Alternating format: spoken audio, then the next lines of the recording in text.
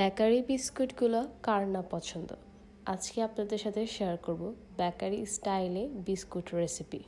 ঘরে থাকা অল্প কিছু উপকরণ দিয়ে কিভাবে এই বিস্কুটটা খুব সহজে বানানো যায় আজকে তাই শেয়ার করব আপনাদের সাথে। প্রথমে একটা বলে 1 কাপ পরিমাণ তেল নিয়ে নিব, তারপর অ্যাড করব 1 কাপ পাউডার সুগার।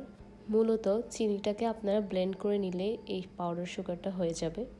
এরপর দুটোটাকে খুব ভালোভাবে একটা চামচ দিয়ে মেখে নিব, যাতে এর মধ্যে কোনো দানাদার ভাব না থাকে। দেখতেই পাচ্ছেন কতটা মসৃণ হবে। এরপর এর সাথে 2 টেবিল চামচ সুজি অ্যাড করেছি। এখন আমি 1.5 কাপ পরিমাণ আটা চেলে নেব, খুব ভালোভাবে চেলে নেব।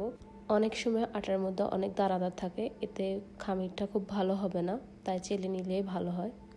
এরপর 1 টেবিল চামচ বেকিং পাউডার অ্যাড করব। আবারও একটি চামচের সাহায্যে এটা খুব ভালোভাবে মিশিয়ে নিব।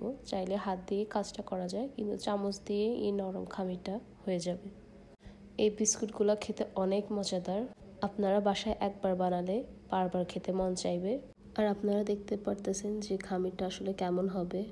বেশি শক্তও না, আবার যে একদম নরম তাও না। বিস্কুটগুলো আমি ওভেনে তৈরি করব। আপনারা চাইলে চুলায়ও তৈরি করতে পারেন, একই রকম হবে। তার জন্য একটা পাতিলে আপনারা একটা স্ট্যান্ড বসিয়ে প্রথমে 5 মিনিট চুলাটা মিডিয়াম হিটে দিয়ে রাখবেন। এরপর একটা স্টিলের প্লেটে বিস্কুটগুলোকে রেখে 15 মিনিটের জন্য বেক করে নেবেন। হলে দেখবেন খুব সহজে হয়ে যাবে ওভেনের মতোই।